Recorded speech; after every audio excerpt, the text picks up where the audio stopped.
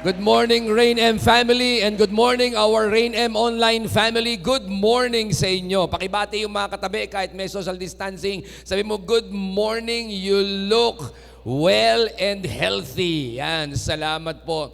Maraming salamat po sa inyong lahat, sa inyong nandito ngayon sa ating pong on-site, and we are streaming live dito po sa ating Rain M Center. Maraming salamat po sa aming mga visitors. Kung meron po tayong mga friends na narito ngayon, palakpakan naman natin sila, yung ating mga friends and some of our visitors who visited us, no? At we missed you a lot, okay? And also to our friends online and family online, maraming salamat po sa inyong pagtunghay at panonood, pag-share at pag-like. Maraming salamat. Binabati ko po yung mga taga-Rain M na kasalukuyang may sipon, okay? So, God is healing you right now. So, ngayon pong araw na to, nagpapasalamat kami kay Lord. Salamat sa inyo. Last Sunday, we really missed you a lot. Ayan. Ay, walang kausap pa. Pakisabi nga sa katabi mo, na-miss kita nung Sunday. Na-miss kita nung Sunday. Praise God. Alright, maraming salamat po. And today, we will now go to our third Sunday ng ating pong series na Warrior. Everybody say Warrior. Meron po akong i-confess sa inyo. Meron po akong sasabihin sa inyong isang totoo, no? Alam niyo po, nung last December, when I was praying and waiting upon the Lord to give us a new series for January. No? Then sabi ko, Panginoon, bigyan mo kami ng bagong series ng January. Yung kasing February, buo ko na po yung series eh. Yung February po natin is Love Like Jesus. Yun po yung ating series. No? Ngayon po, ang problema ko po ay yung January. Alam nyo, sabi ko, Lord, bigyan mo naman kami ng series ng January. And the Lord gave me a series. Sabi sa akin, ito yung series nyo ng January, 5 Sunday, ang pamagat Warrior. Sa totoo lang po, nagtanong ako kay Lord, nag-doubt ako kay Lord, bakit Lord Warrior? Kasi samantalang ang mga churches, di ba, pag nanood po kayo ng mga online, pagpapasok po at magko-crossover ang bagong taon, ang pag-uusapan po ay new beginnings, new you, and parang new year, new you, o kaya mga vision. Tapos tayo, ang binigay ni Lord sa atin ay warrior. Sabi ko, Panginoon, hindi pa nag-uumpisa ang taon, gusto mo lumaban na kami. Nagigis ba ninyo, no? Nag-uumpisa pa lang ang taon, gusto mo lumaban na kami. Hindi ba dapat mag-celebrate pa lang kami, mag-recuperate pa lang, di ba? Nakita po. And true enough, the Lord is really wonderful. Bakit po? Talaga namang unang linggo pa lang, unang buwan pa lang ng taon, labanan na. Nag-e-expect nga tayo, Marso pa yon. Pero January, mga kapatid, labanan na.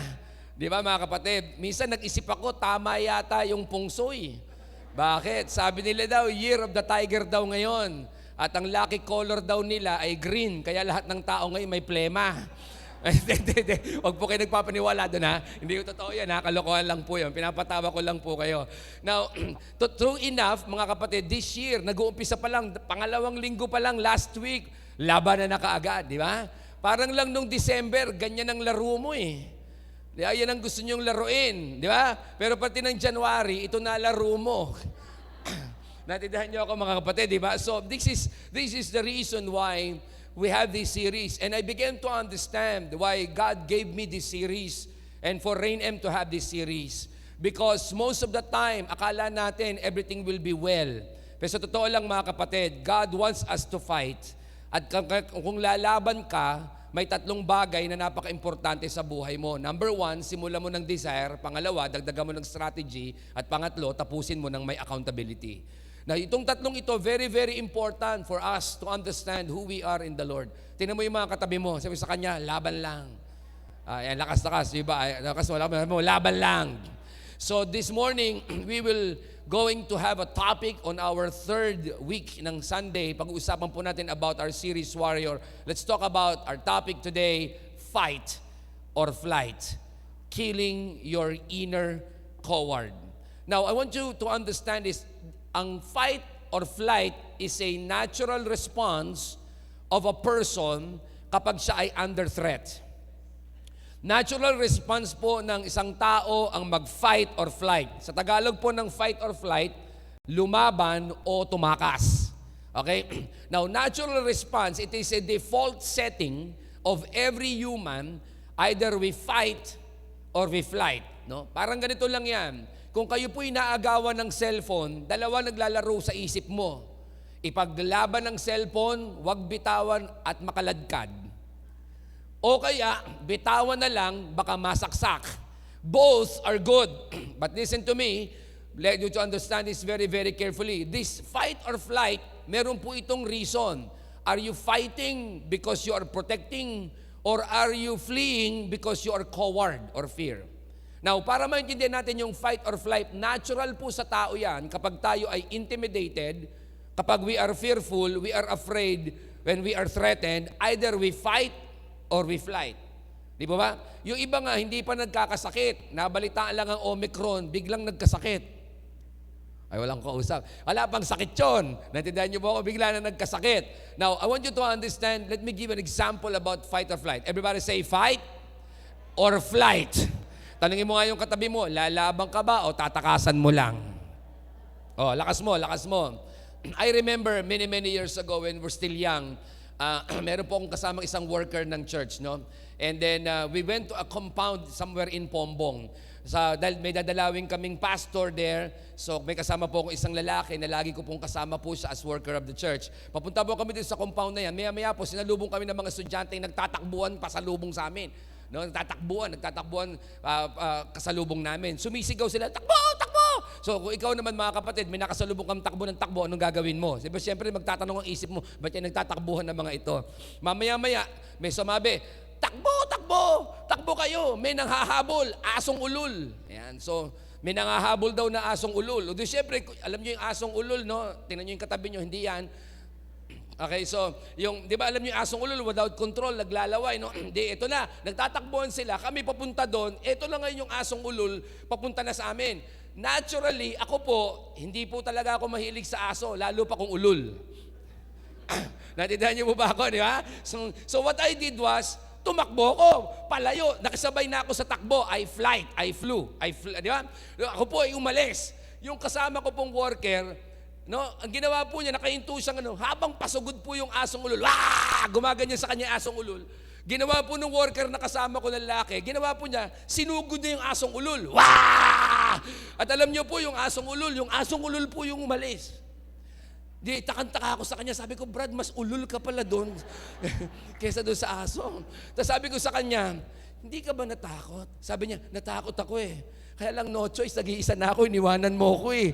So wala na akong gagawin, kundi sigurin ko na lang, mag-unahan na lang kami ng takot. Ang tawag po doon is fight or flight.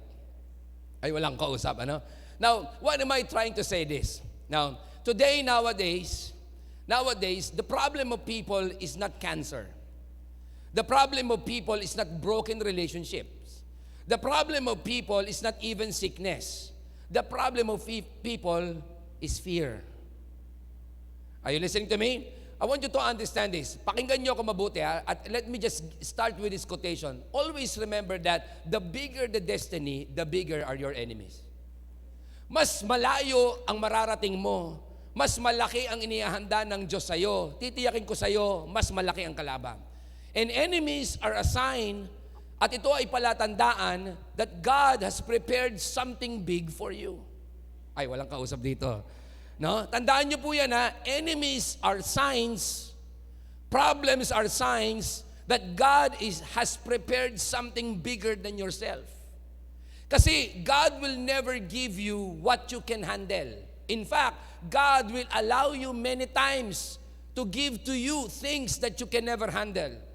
Para maunawaan natin that it is only by grace. It is only by the power of God. It is only by the courage of God that is in you. It is only by the Spirit of God that is living through you that can defeat all kinds of enemies, worries, anxieties, and fear.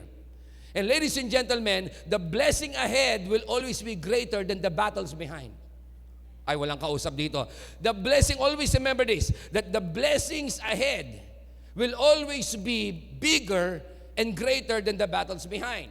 If you are now experiencing a battle, I want you to understand, the blessings are bigger and greater ahead of you.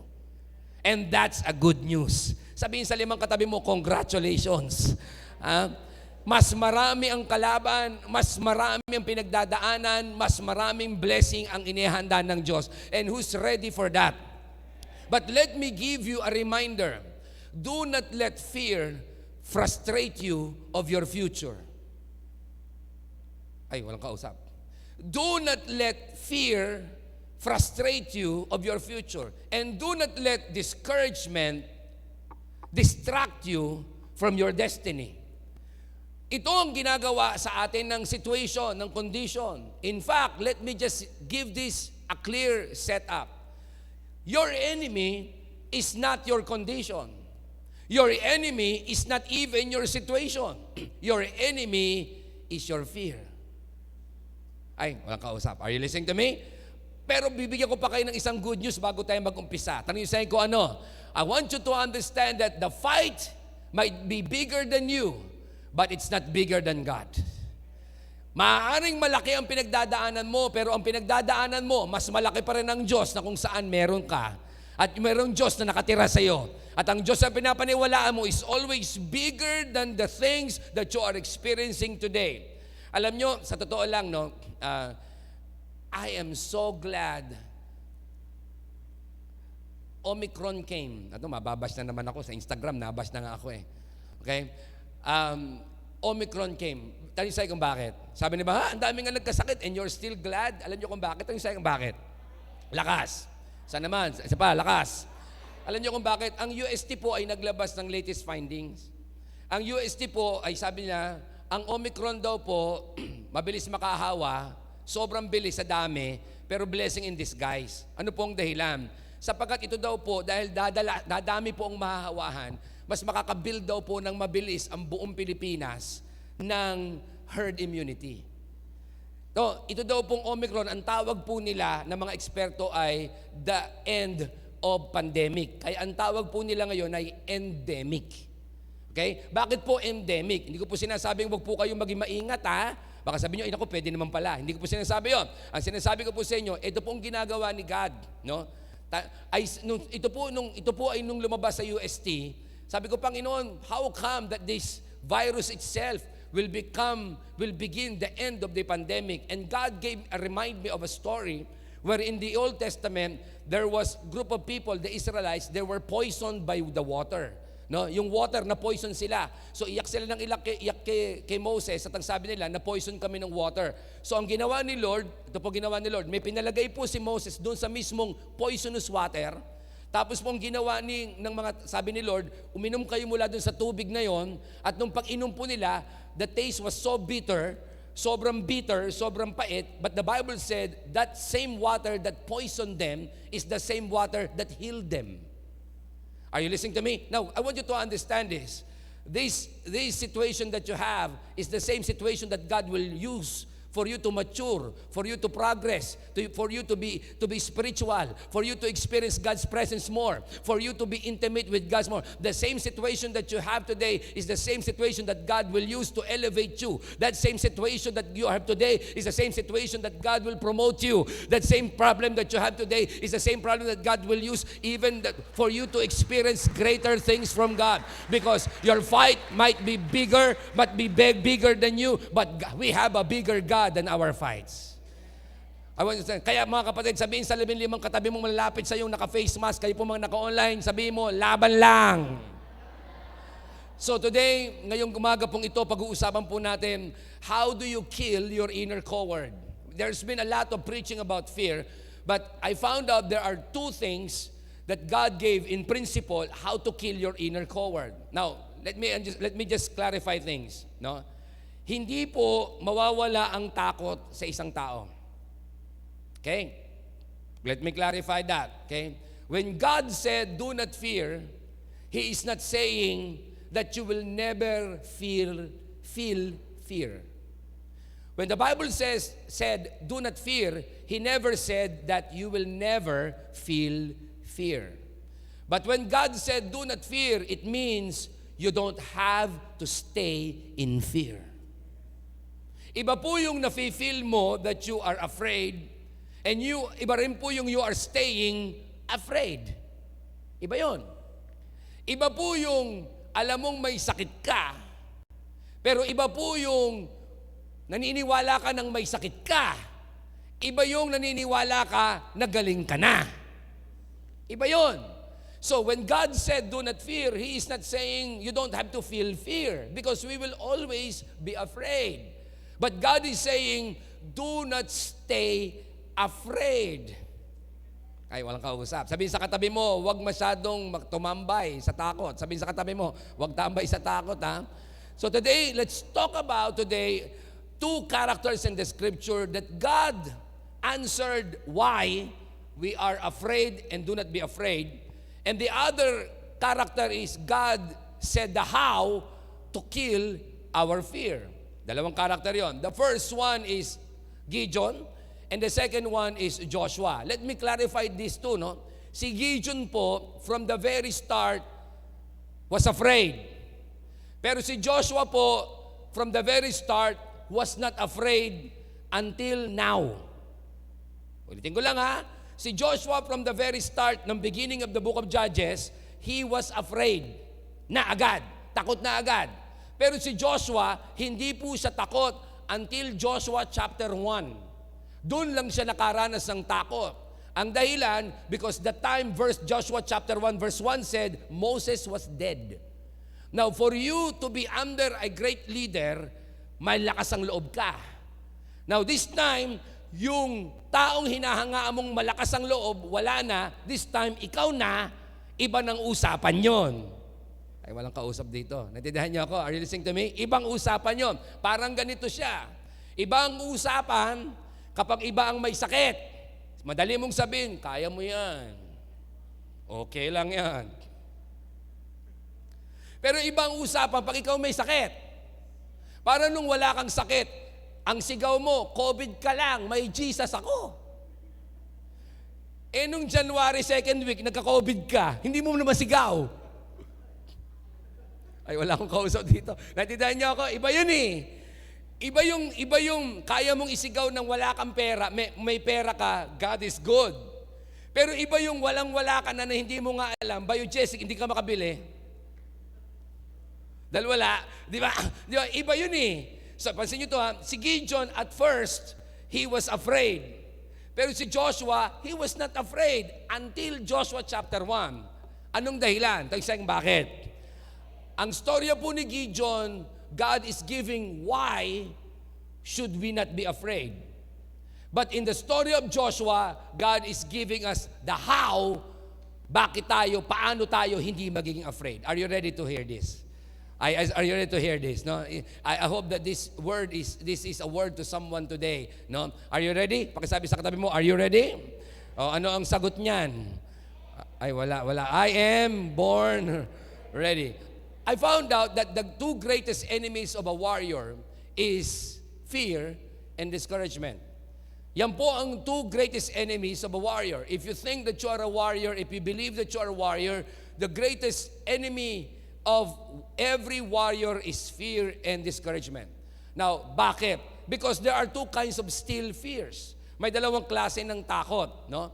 Ano-ano po 'yon? Bigyan ko muna po kayo ng parameter para maintindihan po ninyo. The first one is the fear of falling short, o sa Tagalog, kapusin. At ang pangalawa po, na fear ng isang tao is the fear of running out or mawalan. Now, kahit pa po ninyo, pag ikot-ikutin po yan po ang fear ng tao. Example, sa pera, takot kang kinakapos. Totoo yun. Huwag ka na magkapaka-plastic. Kaya nga minsan tayo naiinis kung kailan ka walang pera at saka ka nagkasakit. Nakita niyo yun, di ba? Bakit? Takot kang kapusin. Right? And also, the fear of running out. Takot kang mawalan. Kaya nga pag dumarating si Judith, dumarating na yung katapusan, dumarating na yung credit card, dumarating na yung Meralco, dumarating na yung tubig, wala ka pang sweldo. Di ba? Sa sweldo ka, dadaan lang sa kamay mo. Takot kang kapusin, takot kang mawalan. Pera yan. Sa relationship din ganun, di ba? Takot ka sa falling short or kapusin. Sapat kaya ang pagmamahal na binigay ko sa kanya? Baka kulang pa. Hindi kaya, kulang kaya ito. Mas palagay ko, binigay ko naman ng lahat pero bakit parang wala pa rin siyang interest sa akin? Tapos kang kapusin. Ay, alang kausap. Oh, kahit sa relationship, takot kang mawalan. Ba't kaya hanggang ngayon wala pa naliligaw, hanggang ngayon wala magkagusto, kahit tumingin, wala din. Siguro puro bulag kayo, mga wala. Natindahan niyo ba? Tapos takot kang mawalan. So kita niyo po, all of this, lahat ng area ng buhay natin, whether sa trabaho yan takot kang kapusin. Tama kaya ang pinagagawa ko, dapat gawin kong lahat. Kaya sabi ng boss, pagtimpla ko ng kape, pagtimpla ko ng baygon, pagtimpla ko ng ganon, lahat na ginawa ko na. Bakit? Baka kapos pa rin yung effort ko, baka hindi ako ma-promote, hindi ako maging regular. Nakita nyo? Tapos, bakit? Takot ka kasing mawala ng trabaho, kaya ginagawa mo ang lahat. So, these two kinds of fears is general to everybody. Are you listening to me? What surprised me about fear, everybody say fear. Now, one more time. Fear is this. The Hebrew word for fear is pehad. Okay? Ang ibig sabihin ng pehad is this. You will be surprised. Pakitaan nyo nga ako na mukhang surprised. Kwenta-kwenta, boring. We will be surprised by the meaning of fear in the scripture. Yung word na fear in Hebrew, pehad, means the mouth's door is closed. What on earth is that? Anong kaugnayan nung pintuan at bibig sa fear? When I was looking at this, eto siya. Bakit ang sinabi ang meaning ng pehad or fear is the mouth's door is closed? Ganito po yun. Kapag ang isang tao ay takot, ang bibig niya sarado, pero ang utak niya magulo. Ay, walang kausap. Pansin niyo, pag takot ka, paralyze ka. Ay, walang kausap. Hindi mo maklaim yung verse. The Lord is my shepherd, I shall not want. Do not peace, I live to. Hindi mo na maklaim yun. Sumasara yung bibig, pero ang utak tumatakbo. Yun ang ginagawa ng fear. Ang ginagawa ng fear, sinasara ang bibig mo to praise God. Sinasara ang bibig mo to claim His word and promises. Sinasara niya ang bibig mo to worship God. Pero ang utak mo, takbo ng takbo. Sino ito nakaranas ng ganon? Sino ito nakaranas ng ganon? Hating gabi, kung ano pinag-iisip mo, ala pa naman, niisip mo na. Correct? Nasaan na kaya siya? Ano kaya pinagagawa? Tumalong kaya? May iba kayong babae? May lalaki kaya? Saan kayo napunta? Kung ano nung kita nyo mga kapatid. Pero yung bibig mo, sarado, tahimik lang. Pag tinanong ka, kumusta ka na Joseph? Okay ako. Pero ang utak mo, natakbo. Yun yung pehad. Hindi nyo napansin, napakatalino ng scripture. Ay, walang kausap dito, ano? Napakagaling ng Bible. Okay, pag-usapan natin to. Are you with me? So, we're going to talk about the two characters. Si Gideon, which is in the beginning, from the very beginning, was afraid. And Joshua, na hindi afraid until now that he is afraid. Okay? I know some of you are not afraid from the very beginning, but now you are afraid. Dahil hindi nyo alam kung may business ka pa, hindi mo alam kung may papasukan ka pa, hindi mo alam yung pagkakalib mo, sweldo ka pa ba, hindi mo alam kung tao ka pa ba, hindi mo alam kung yung asawa mo, ikaw pa ba asawa o iba na ang asawa, so you are afraid. So let's talk about number one, it's called Gideon. In the Bible, in Judges chapter 6 verse 1, sabi dito, ito yung storya. No? Sabi dito, and the Israelites did evil in the Lord's sight, so the Lord handed them over to the Midianites for 7 years. Please look, remember the name Midianites, okay? And then said, and the Midianites were so cruel that the Israelites were hiding places for themselves in the mountains, caves, and strongholds. Bakit sila cruel? Sobrang cruel po ng mga Midianites, ang mga Israelites, wala nang ginawa kundi magtago. They're afraid. The door's mouth is closed. Pehad.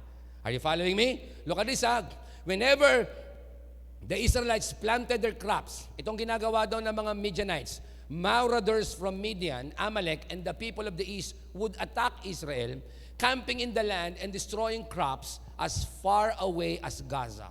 So wala pong ginawa itong mga Midianites, kundi nagtatanim pa lang ang mga Israel, sisirain na nila. They left the Israelites with nothing to eat, taking all the sheep, goats, cattle, and donkeys. These enemy hordes, coming with their livestock and tents, were as thick as locusts. So, Israelite has been facing an enemy, at these enemy called the Midianites were so cruel, kapag dumaan sila, walang ititira. Tatangayin ng lahat. Then suddenly, in verse 4 said, they arrived on droves on camels, too numerous to count, and they stayed there until the land was stripped bare. No? So Israel was reduced to starvation by the Midianites. Then, everybody say then. That's a powerful word. Then. I believe your breakthrough is in your then. Receive this. Your breakthrough is in your then. Your healing is in your then. What do you mean by then? When the Israelites said, enough is enough, that's the then. They cried out to God. That's your breakthrough. Ibig sabihin, your breakthrough will start to break through when you say, sickness, enough is enough. Your breakthrough will start when you say, poverty, enough is enough. Then, you cry out to the Lord for help. And look at verse 6. Sabi doon, then, again for the second time, when the Israelites cried, then God in heaven said, then the angel of the Lord came and sat beneath the great tree of Ophrah, which belongs to Joash, the clan of Abiezer. Gideon, son of Joash, was threshing wheat at the bottom of the winepress to hide the grain from the Midianites. And then the angel of the Lord appeared to him. You know the story because Pastor Sean already preached this a couple of times. And then the angel of the Lord said, mighty warrior, the Lord is with you. What the hell is the angel talking about? Takot na takot ang lahat. Even Gideon, gumagawa sa kanyang trabaho sa ilalim ng threshing floor, sa sobrang takot, nagtatago siya, nagtatrabahong takot. And then, here comes an angel of the Lord saying a declaration, you are a mighty warrior. That is nonsense for us, but it has a great sense for God. Because God is not seeing your condition today. He is seeing your future now. Let me just say that this is a word to everyone. God is not speaking about your situation today. He is actually speaking about your future tomorrow. That's why God is always telling you, you are a warrior, you are courageous, you are strong, you are healthy, you are blessed, you are the head and not the tail. You will be a breakthrough in your generation. Your children will call mighty in the land. Sometimes when we read that, that's not alive to us. Maaaring hindi totoo sa'yo, pero sa Diyos totoo yun. This too will pass. Lahat ng pinagdadaanan mo, mauubos din yan. Mapapagod din ang lahat ng kahirapan sa buhay mo. Mapapagod na rin sila ng kabibigay ng kawalang kapayapaan sa buhay mo because God is shouting in heaven, you are a mighty warrior. You are a mighty warrior. Why? Because the Lord is with you. Come on, give Him a praise if you believe it. Itong hirap paniwalaan. Sabi niya, Pastor, hindi kita mapaniwalaan. Hindi mo alam ang sitwasyon ko. Don't worry, barkada kayo ni Gideon. Ito nga sagot niya Sir, Gideon replied, if the Lord is with us, why has all this happened to us? And where are all the miracles our sensors told us? May meeting po ako ng Thursday. Isang pastor sabi sa akin, Pastor Reggie, may tanong ako sa iyo. Ba't nagkaganon? First week of January, declare tayo and declare, this new year is a grand new year. God will bless us this new year. Tapos second week, wala na kami miyembro. Totoo yun. Ay, walang kausap. Ay, ang kausap. Di ba? Almost marami sa mga churches ganun na nangyari. And I said, God is proving one thing. Ano yun? Na, mga kapatid, He is still good to His word. That He is still faithful to His word. Let me give you an assurance. Wala yun sa presentation ko. God's presence is a guarantee, but His promises are optional. Ay, walang kausap. God's presence is a guarantee. He will be with you in health. He will be with you in sickness. He will be with you when you're whole. He will be with you when you're broken. He will be with you when you're happy. He will be with you when you're sad. He will be with you when you're wealthy. He will be with you still when you're in poverty. All the time. Kahit sa mga places sa pinuntahan mo na ayaw pupuntahan sa ng Diyos, the Bible says, He will be with you. Jacob was not in the proper place, but the Bible says God is still with him. Moses killed an Egyptian, but God is still with him. He strayed and he was in the wilderness for 40 years shepherding sheep. But God, the Bible says, God is still with him. Bakit? Because the presence of God is a guarantee. He will be with you in times of cancer. He will be with you in times of health. He will be with you in times na pinagdadaanan ka. Ladies and gentlemen, that is something to celebrate about. Kaya noong first week, ang daming umaaten ng church. Second week, naubos ang mga churches. I tell you one thing, God is still with us. Last week, I was watching our live. Ganadong-ganado yung worship team natin, yung mga tao sumisigaw. I was looking at our CCTV. You know why? Sa totoo lang, marami o kaunti. God is still with us. God is still with you. Hiwalayan ka man, God is still with you. Samahan ka man, God is still with you. Are you listening to me? Now the problem is this, we know that. But our minds doesn't say so. Alam kong kausap. Ganun din eh. Si Gideon sabi niya, if the Lord is with us, ba't niya kami inabandon? Ito pang sagot niya, didn't they say, the Lord has brought us out of Egypt? But now, the Lord has abandoned us, and handed us over to the Midianites. Then the Lord turned to him and said, go with the strength that you have, and rescue the Israel from the Midianites. I'm sending you. Sumagot ba si Lord? Nangatwiran ba siya? Alam mo, let me explain to you. Hindi. Sino rito yung ganon? No? Minsan ang Diyos ang mahirap intindihin. O sige, ako na lang. Sino rito yung nagtatanong kayo sa Lord? Lord, alam mo Lord, ang hirap mong intindihin paminsan-minsan. Sa totoo lang, di pala paminsan-minsan. Madalas. You know why? Tayo sayang bakit? Because God will not give you the what, nor the how. He will answer you with the why. This is a heavy thing to you, to some, di ba? Hindi naman niya sinagot eh. Sabi niya, sige, go. Lord, sagutin mo muna ako. Kung talagang sinamahan mo kami, ba't mo ko pinabayaan ngayon? Di ba, sagot niya. Sabi niya, go with the strength that you have. Kung meron ano ka, say, go. I will be with you. I'm sending you. Sabi ko, sumagot ulit si Gideon. Sabi mo nga sa katabi mo, ganyan ka eh. Nangatwiran eh. Totoo hindi. But the Lord Gideon replied, how can I rescue Israel? My clan is the weakest in the whole tribe of Manasseh, and I am the least of my entire family. By the way, is he speaking the truth? The answer is yes. He is just being realistic. Come on. Realistic ba na siya ang pinakamahina? Oo. Realistic ba yung tribo nila ang pinakamaliit? Oo. Realistic ba na natalo sila? Oo naman. He is being realistic.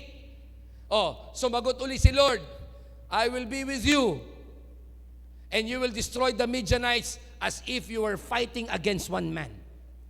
Tingnan niyo, sumagot na si Lord ng why. Sabi niya, you're afraid, right? I will not answer your litanyas. Isa lang sasabihin ko sa iyo, for you to fight. I'm sending you because I'm going to be with you. That's one thing that is encouraging me. God is with me, and that is enough. Ay, walang kausap dito. That is one thing that you should stick to your heart. God is with you, and that is enough. God is saying to Gideon, I am with you, and that is enough. When you fight, you will fight them as if they are fighting one man. Grabe yun.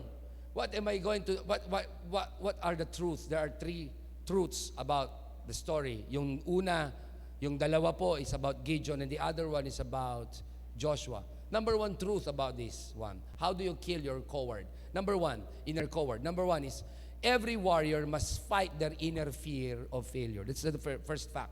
That's the first powerful truth.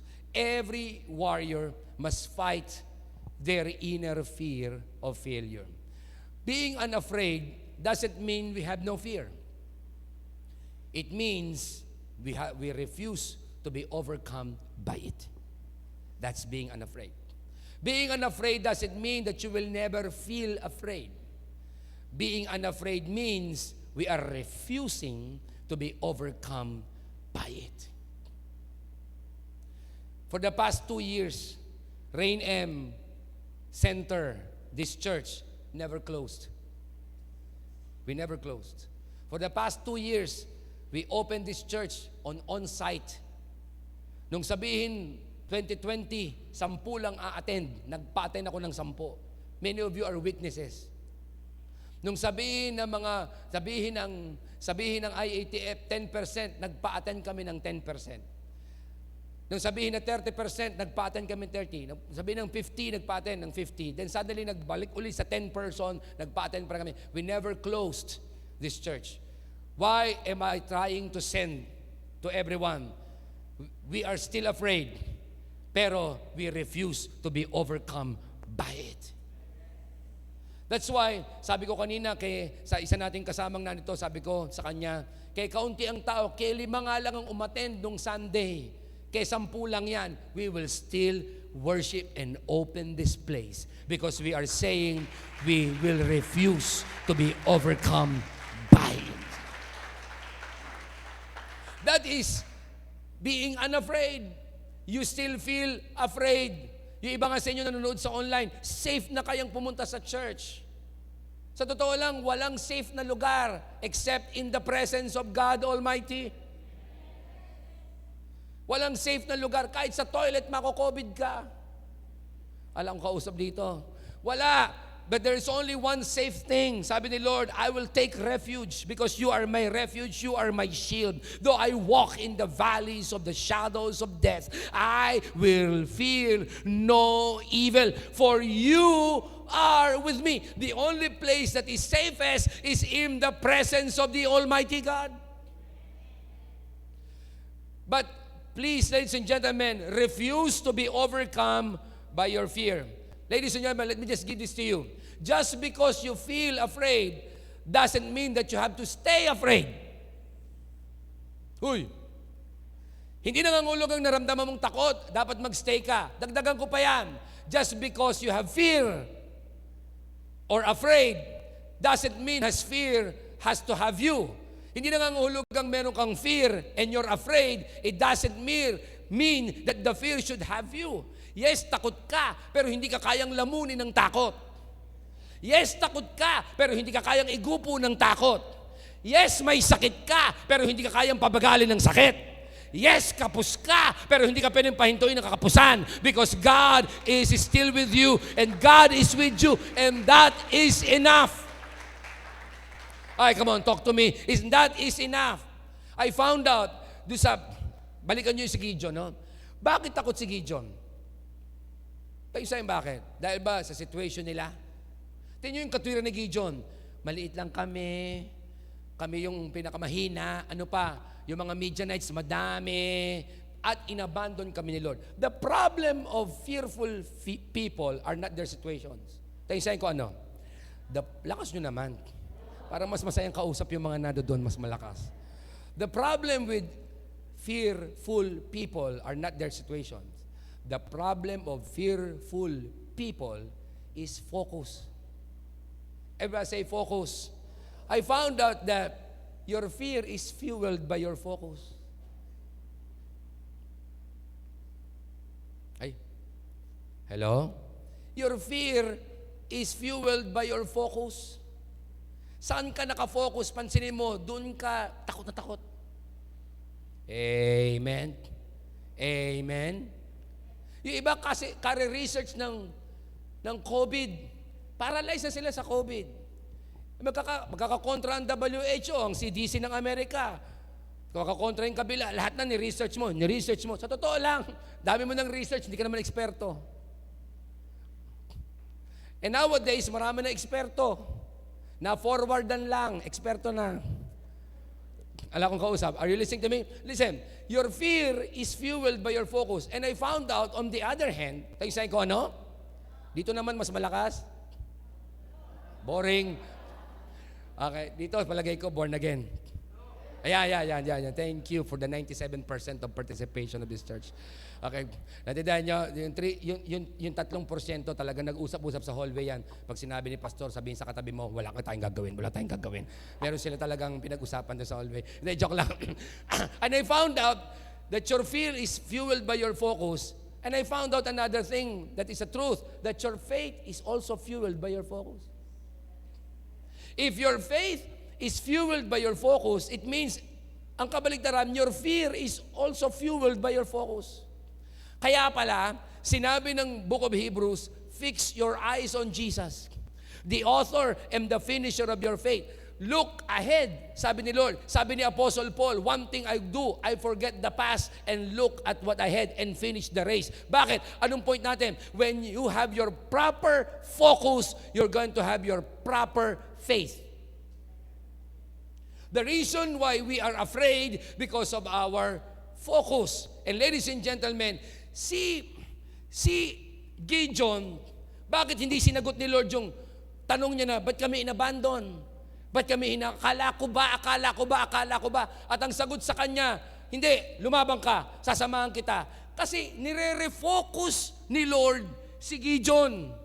Nakatingin siya sa abandonment ng promise. Nakatingin siya sa laki ng problema. Nakatingin siya sa liit ng kanilang tribo. God is refocusing him to God. You want to kill your inner coward? Start refocusing yourself to Him. God is saying to Gideon, from enemy to inner me. Your problem is not your enemy. Your problem is your inner me. Ay, walang kausap dito. Yun ang problema ng tao eh. Ang problema, it's not the sickness. It's your inner me. God is saying to Gideon, your problem are not the Midian. It's not the Midianite. Your problem is not your husband. Your problem is not your wife. Your problem is you. You're afraid. Refocus again. Kanino? Sa akin. Kaya sabi ni Lord, go because I am with you. That is refocus. Look at me, warriors, champions, look at me, families, look at me. Refocus again. Lalaban ka ulit. At mananalo ka na naman. Uunlad ka pa. Lalakad ka. Tatakbo ka. Makakalipad ka ulit. Lalabanan mo ulit. Nagawa mo na yan noon, magagawa mo na naman ngayon. Kung nakaya mo noon, mas kakayanin mo ngayon because God is with you and that is enough. To those of you who are watching us online, if you are sick today, you can just shout it and say, God is with me and that is enough. Kung nakaya ko noon, kakayanin ko ngayon. Kung nagawa ko noon, mas magagawa ko ngayon because God is with me until now. Who believe that God is with you until now? Bakit mo sinasabi yan? It's called faith because it takes faith to see your victory before your fight. It takes faith to see your victory before you fight your battle. Wala pa akong nakita na lumaban ng gera. Ang nakita, talo na. Lalaban tayo. Naku, hindi tayo mananalo dyan. Palagay ko, lalaban ka pa ba? That is the reason bakit yung 10 spies na pinadala ni Moses sa Book of Numbers chapter 13 ay hindi nakapasok ng promised land. Hindi pa pumapasok, tumitingin pa lang, ayaw nang lumaban eh. Pero somewhere, somehow, sometime, 2 men by the name of Joshua and Caleb said, no, we can take them. We can eat them. We can take them down. Kayang-kaya natin sila. Wala lang yan. Maning-mani yan. Sisiw. Are you listening to me? Ano yun? That is faith. To see your victory before the battle begins. Ang problema, ito, nauuna muna yung fear before the battle. Ay, sino ito yung handang lumaban? Taas kamay. Ay, walang kausap dito. Sino yung lalaban pa? Sino yung kakayanin pa? Sino yung nandito, nasa linggo? Ala kong kausap dito. Are you listening to me? Hello?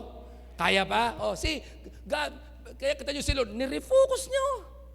Hindi siya sumagot. Ito ang dahilan, naintindihan ko na si Lord. Bakit si Lord hindi sumasagot ng ating mga reklamo? Sino yung nagreklamo na kay Lord? Taas ang kamay. O sige, ako lang. Subukan niyo ba magreklamo kay Lord? Okay, magkatotohanan tayo. Sinagot ka ba niya? Hindi, di ba? Hindi siya sumagot kahit kailan eh. Anong ginawa niya? Nirefocus ka niya sa tama. Then suddenly you realize, Oo nga. See, that's the reason.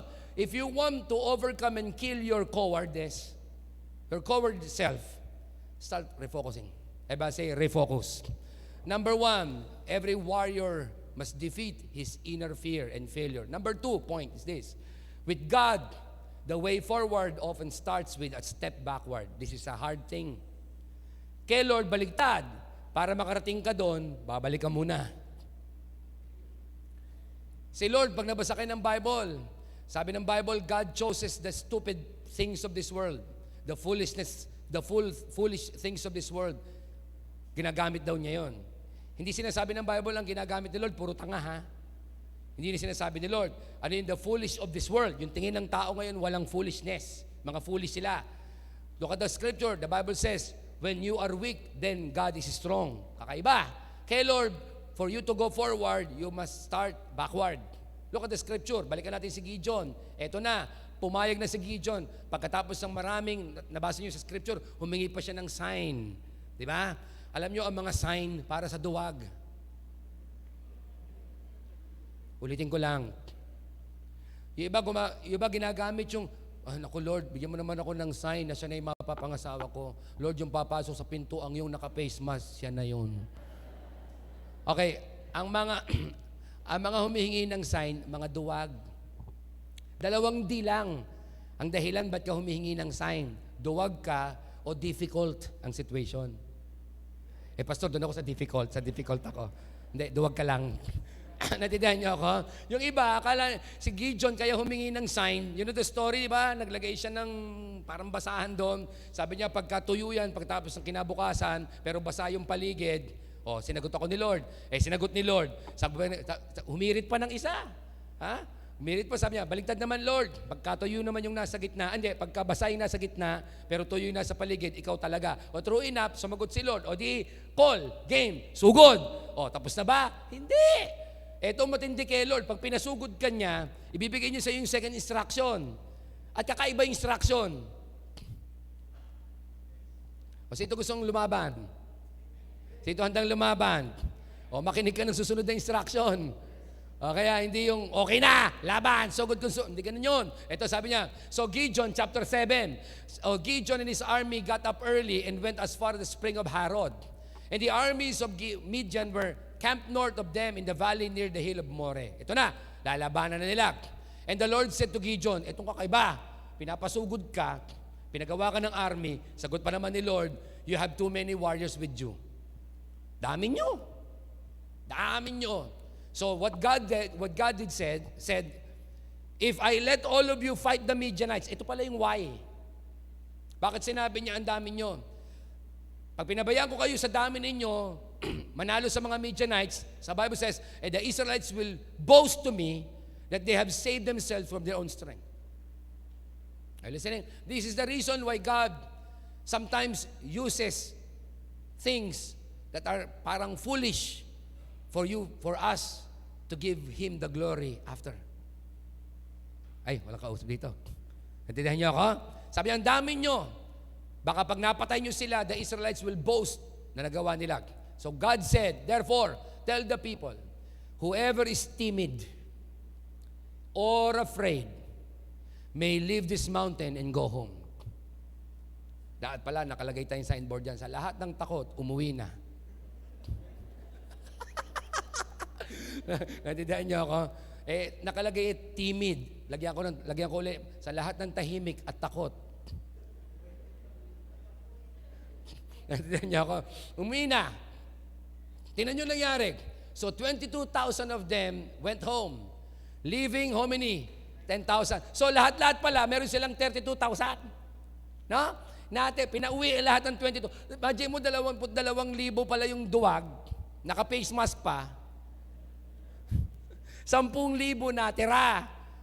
Anong sagot ni God? But the Lord told Gideon, they are still too many.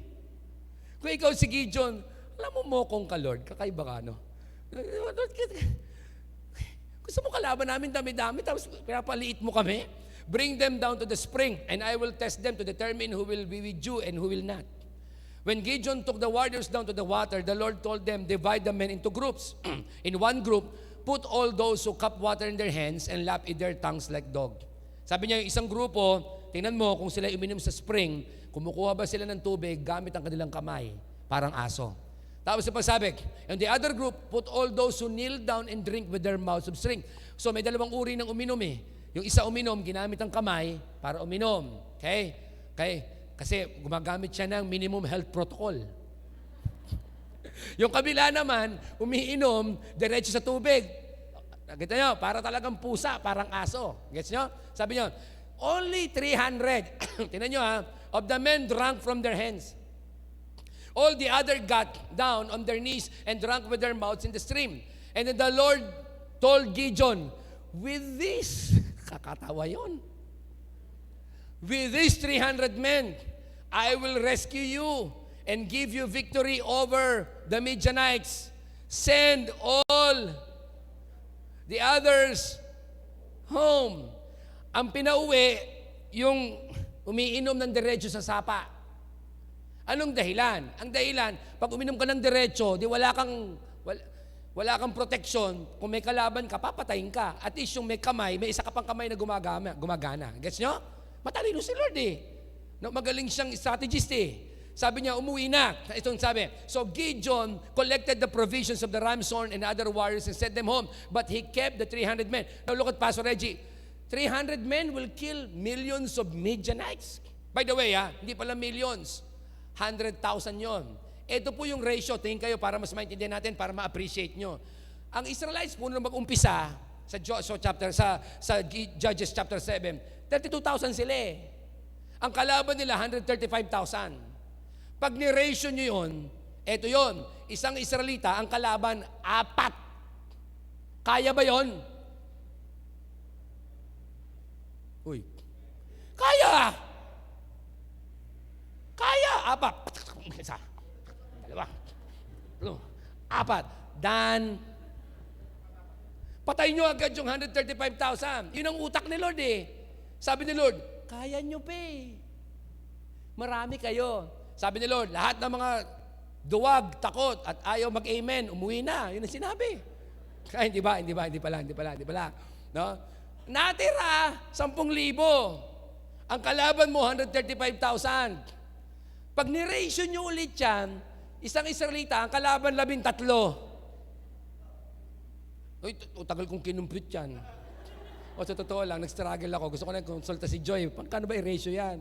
O, di ba? O, kaya pa ba yung isa 13? Pastor, yung primary ko, hindi ka mabuo eh. Yan pa. Tatawag ko, sa labanan, kaya ba? Kaya pa yan. 13. 2, 3. 13. Sabi ni Lord, madami pa kayo. Dami pa. Nagkaroon ng final test, the water test. Anong nangyari? Eto na, natira 300. Illogical na, no? Pag ni-ratio nyo yan, eto, isang Israelite, ang kalaban 450. Kaya pa ba? Hindi na. Kahit yung 450, nakatayo na lang. Saksakin mo isa-isa. 2, 3. Palatinoy ka 2. Pagod ka na. Sige, pakamatay ka na ng sarili mo. Natindihan niyo ako? Sabi ni Lord, hindi niyo talaga kaya eh. Kasi sa Judges chapter 6, sabi niya, I will fight them as if fighting as one man. Ano sinasabi ni Lord? Hindi nyo kakayanin yan. Kasi ako ang papatay sa kanila. Ang kailangan ko lang, may taong susunod na lalaban. Yun. Si Lord ang magpapagaling. Ang kailangan lang niya, isang taong susunod at patuloy na lalaban. Si Lord ang mag-aayos ng pamilya mo. Ang kailangan lang niya, isang taong magtitiwala at patuloy na lalaban. Si Lord ang magpapaunlad ulit ng buhay mo. Ang kailangan lang niya, isang taong magtitiwala at patuloy na lalaban. Do you value this? Kahit saan ko isipin mathematics yun, 450. Pumila kayo lahat, babarilin ko na lang kayo lahat. Ang tagal pa. Bago ka matapos doon, nagtakbuhan na yung mga tao. You know the story, God killed them all to the 300. At sa totoo lang, kakaiba pa, hindi pa natapos yan eh. Hindi naman, pinataalis lahat ng sword, lahat ng shield. Kumuha banga. Natatanda yung story, di ba? Kumuha ng banga. At saka torch. Flashlight. Ha? Tapos ang sabi, anong gagawin namin doon dito? Ha? Babasagin nyo, tapos sisigaw lang kayo. Ha? Ha? And true enough, the Bible says, binasag nila yung banga, sumigaw, woo! At ang sisigaw nyo, the sword of the Lord and of Gideon, woo! The Bible says, nataranta yung 135,000, sila nagpatayan. Alam nyo ba na ang demonyo matataranta pag sumunod ka at lumaban at nagtiwala na sila mismo makukonfuse? Ba't ka nila binigyan ng sakit? Kaya sobrang confused sila, tatanggalin ng sakit, sila na magkakasakit. Ay, walang naniniwala, bahala kayo sa buhay nyo. Do you understand what I'm saying? God is refocusing them. It is not you, it's me. It is not you that will fight, it is me that will fight. All I need is someone to say, God, I am enough. You are enough for me because you are with me. And I will still fight because I am a mighty warrior. God is with me. Hinihintay ka na lang ni Lord na lumaban. Ay, walang kausap. Kaya Lord, tapos na. Hinihintay ka na lang niya na lumaban. Kaya sabihin mo sa labilibang katabi mo, laban pa. Sige, laban pa. Tandaan nyo ito. If your courage is tied up to your condition, you will lose control. If your courage is tied up to your condition, you will lose control. But, if you put your courage in God's control, you will change your condition. Yun ang ginawa ni Joshua, ni Gideon eh. Lord, hindi ko ito maintindihan. Paano namin papatayin ng 135,000 in 300 people? Ha? At paano namin papatayin sila? Wala kaming sword, banga, at saka flashlight, at saka torch. How can we... Lord, hindi namin ito alam. Lord, sa'yo na. Ay, walang kausap dito. Alam mo, hinintay ka lang ni Lord, bigay mo na sa Kanya. I-surrender mo na. Kasi pag sinurrender mo na, makakalaban ka pa. Ay, hallelujah. Come on, give God a clap offering of praise if you believe that today. Sinagot ni Lord yung why. Pasok tayo sa pangalawang karakter. Ang bilis ng oras. Okay, are you enjoying this? Okay, yung pangalawang karakter si Joshua. Ito, si Gideon from the start afraid. Si Joshua hindi afraid until now. He is now afraid in Joshua chapter 1. Kaya ito pangatlo po yan. Pangatlong point ko sa inyo. Number 1, every warrior must defeat your inner failure. Number 2, in God, for you to go forward, you must often start backward. Number 3 point, and powerful point, in God, you have everything you need to fight and win. Yun ang pangatlo. This is powerful to someone today. In God, you need everything. You have everything you need to fight and win. Look at the scripture. Ito na yung how. Kanina sinagot ni Lord yung why. Ito yung how. Tingnan nyo, Joshua chapter 1 verse 7. Be strong and very courageous. Be careful to obey the law my servant Moses gave you. Anong sabi ni Lord? Be strong and be very courageous. Do not turn it from the right nor to the left, that you may be successful wherever you go. Keep this book of the law always in your lips. Want you to look at this verse 8 yan. Meditate on it day and night so that you may be careful to do everything written on it. And again, then you will be prosperous and successful. Tingnan niyo yung sagot ni Lord. Have I not commanded you? Cut natin ha. Bakit nagsumagot si Lord ng gano'n? Have I not commanded you? Because now, this very day, that when it was written, God is seeing Joshua afraid. Bakit siya afraid? Patay na si Moses eh. Yung sinasandigan niya na leader, wala na. Siya nang mag-isa. Sino ito yung iba talaga pag ikaw na nag-iisa? O sige, ako lang. Try nyo yung ma-confine sa ospital na may COVID ka, walang makadalaw sa'yo except nurse. Ang hirap, no? Ito, nag-iisa na siya. Be strong and courageous. Do not be afraid. Do not be discouraged. For the second time, inulit-uli ni God. For the Lord your God will go with you wherever you go. The question is this. Bakit sinabi na paulit-ulit? Huwag kang matakot. I will be with you. Be courageous. Do not be afraid. Bakit? Kasi takot siya. So God is saying this, katulad binigay ko sa inyo kanina, God's presence is guaranteed, but His promises are optional. Anong ibig sabihin ko nun? That God's presence is guaranteed, but His promises are optional. Ito po yun. God will be with you wherever you go. But how far you want to go, it's up to you. Sasamahan ka ni Lord sa lahat ng pupuntahan mo. Pero kung gaano ka kalayong gusto mong pumunta, ikaw yan. Come on, talk to me. Yun yung sinasabi ni Lord kay Joshua, lalabanan nyo ng kalaban ngayon. Eto ka na, takot ka, do not be afraid. Do not be afraid. Be courageous. Do not be afraid. Because He is now afraid. By the way, clarify ko lang. And when I was studying this, when I was preparing for this preaching, sabi ko, Lord, so, dali-dali lang naman yung instruction mo, do not be afraid. Pero I suddenly got a reference from my Bible. Nakita ko na maliit na number. So ito yung mga may Bible na may maliit na number sa mga verses nyo. Sa akin lang pala yan. Kasi ibang din na nagbabasa ng Bible. Okay. Di ba? Tapos kinlik ko yun. No? Dinala ko sa Deuteronomy 31. Yung palang sinabi ni Lord sa Joshua chapter 1 na, do not be afraid, I will be courageous because I will be with you. Obey this, obey that, obey that. Hindi pala bago yun kay Joshua. Bakit? Sinabi na pala sa kanya yun eh. Saan? Sa Deuteronomy 31. Nung bago mamatay si Moses, kinuha niya si Joshua.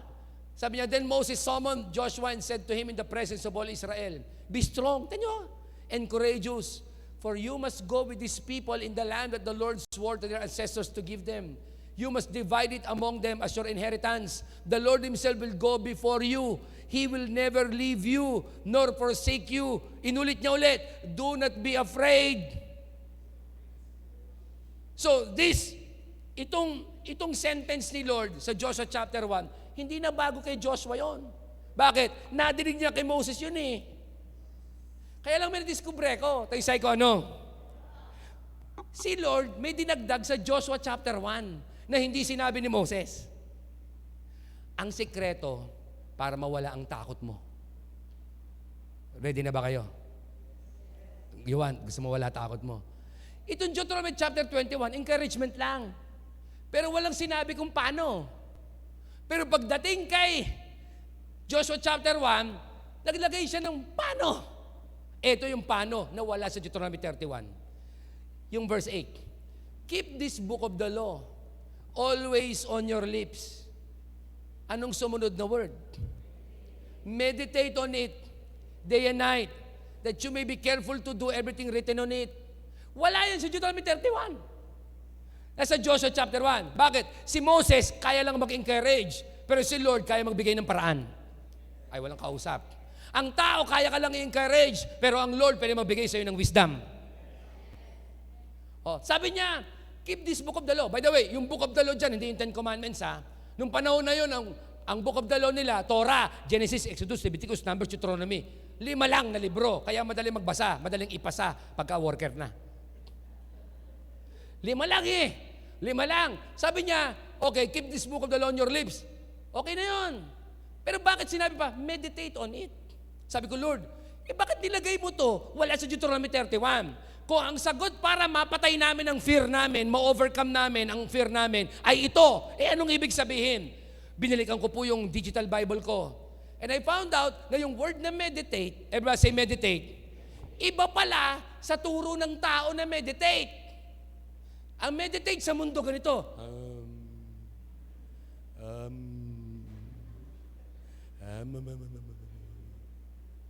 Hindi yon. Yung palang meditate, galing sa Hebrew word na haga, na ibig sabihin, to mutter. What's the matter? Ano yung matter? Yung matter ito, to say something in low or barely audible voice. Ito pala yung meditate, hindi yung tatahimik ka. Yung meditate pala ganito. Ang mga Israelites nung araw, pag nagbasa, The Lord is my shepherd. Babasa nila, the Lord is my shepherd, I shall not want. He makes me to lie down in green pastures. Pagkatapos silang basahin yun, sasara nila yun. Magme-meditate sila. Anong gagawin nila? In a very low voice. Magsasalita sila, the Lord is my shepherd, the Lord is my shepherd. He makes me to lie down in green pastures. He makes me to side billing waters. He makes me to reside my soul. He makes me my soul. Though I walk in the valley of the shadow of death, I will fear no evil, for thou art with me. The Bible is teaching us, it is not enough just to read the Bible. You must rehearse the Bible. The word rehearse there, you must recite it. Sabi ko, Lord, bakit?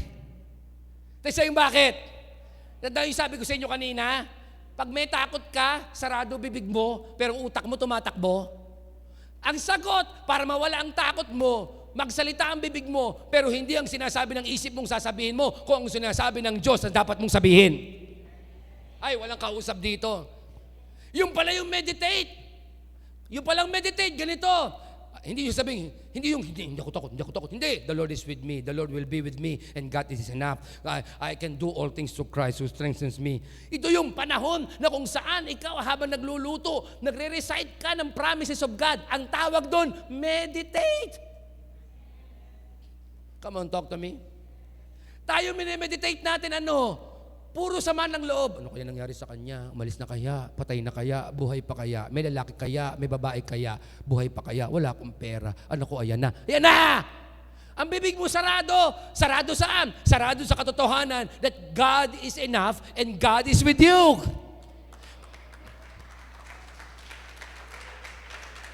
Okay, may tanong ako. Sino rito yung pag nagbabasa tahimik lang? Yung mata lang ang nagbabasa? Okay, good. Sino rito yung nasubukan na magbasa? Pinibukas mo yung bibig mo. May tunog. Kaya binabasa mo, and the algorithm of Thomas Edison is... Bakit ka nagbabasa? Di ba meron kayo dati pag nasa library ka, sasabihin ng mga nasa library, tumahimik ka. Sa totoo lang, mas naintindihan mo pag binabasa mo ng malakas. Ang tawag ng Bible doon, haga, meditate. Because science said, ang lahat ng sinasabi mo, nadidinig ng brain mo. At yung brain mo na nagmagulong tumatakbo, nare-reprogram ng bibig na sinasabi mo. Kaya pala yung word na fear, pehad, the mouth's door is closed. Para ma-overcome mo yung fear mo, start speaking. Stop listening to yourself and start talking to yourself about God's goodness. Ay, walang kausap. Ay, wako. Sabihin mo sa katabi mo, kausapin mo kasi sarili mo. Sige, sabihin mo sa katabi mo, kausapin mo sarili mo. Di ba? Look at the Bible, sabi niya, kita nyo, si David yun ito. Ito si David, malapit na ako matapos. Buhay pa ba kayo? Are you enjoying it? Did you learn something today? Na-miss ko kasi mag-preach last Sunday, kaya pasensya na. Okay. Then yung Psalms 42, sabi ng Psalms 42, si David, bakit man after God's own heart? Pag binagbasa kayo ng buong Psalms, mukha siyang mitililing. Ibang sinasabi niya ngayon, mamaya ibang sinasabi niya. Kasi naintindihan niya ibig sabihin ng hagay or meditate. Sabi doon, my tears have been my food, Psalms 42, day and night, while people say to me all day long, where is your God? Ano ang pagkain ni David day and night? Tears. Puro iyak. Tapos ang tanong pa ng mga tao, nasaan ang Diyos mo? Tapos sabi niya, these things I remember as I poured out my soul. How I used to go to the house of God under the protection of the Mighty One, with shouts of joy and praise among the festive song. Sinasabi niya ito, naalala ko pa. Mating kami nung first week, dami namin. Pumila ako sa kanya, hindi ako na-anoint ng oil kasi gusto ko sa kabila. Nagtampo ako, nag-backslide ako at least for Sunday. Di ba? Alam mo, ikaw sa baka dito? Di ba? Naalala ka pa. Tapos sabi niya, puro nagre-reklamo siya. Suddenly, there was a shift. Everyone say shift. One more time. One more time. Louder. Okay, 92% pa lang napaparticipate. I said louder. 97 na. Okay. There was a shift. That is verse 3 and verse 4. Suddenly, pati ng verse 5, bigla niya kinausap ang sarili niya. Why, my soul, are you downcast? Why so disturbed within me? He preached to himself. Put your hope in God. For I will yet praise Him, my Savior and my God. There was a shift. Kanina, nagre-reklamo siya kay Lord. Kanina, puro siya reklamo. Suddenly, he shifted. Bakit ka ba disturbed? Soul, put your hope in God. Ano yung ginawa ni David sa Psalms 42? Haga. Pag binasa nyo lang Psalms 42, magugulat kayo. There was a shift. Now, he trusted God. You want to kill your inner coward? Stop listening to your own voice and start talking to yourself. Start preaching and start talking about the promise of God to yourself, because God's promises are true, it's powerful, it is inevitable, and it will have power over you.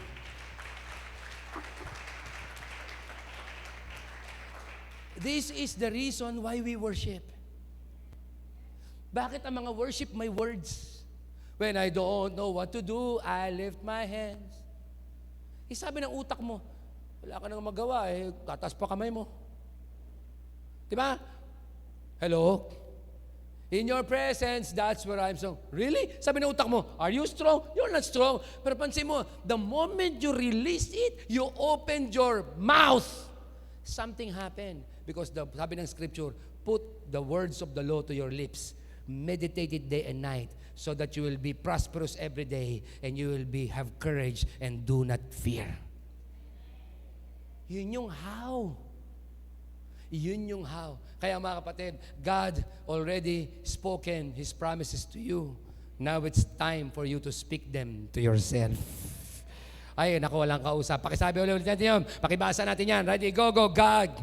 God already spoken His promises to you. Now you have to speak them to yourself. God said, I will heal you. Speak it, I am healed. God said, I will bless you. Speak it, I am blessed. God said, you will be the head and not the tail. Speak it, I will be successful and prosperous. Ganon palagi. That is not craziness. That is meditation. That is haga. That is a secret to kill your inner coward. Stop listening to your situation and start talking to your situation. Stop listening to the news. I always tell this to pastors. There are two things that you must read, the newspaper and the Bible. But always interpret the newspaper in the light of the Bible, not the Bible in the light of the newspaper. What is my point? Stop listening to your situation. Your situation is saying you're done. Your situation is saying you will be not healed. Your situation is saying you will lose. Your situation is saying wala nang mangyayari, mahihinto na. No. Stop listening to your situation and start talking to your situation. Situation, you are talking to me, said, I am sick. But I tell you, my God said, my Bible said, I will be healed. For by His stripes, I am healed.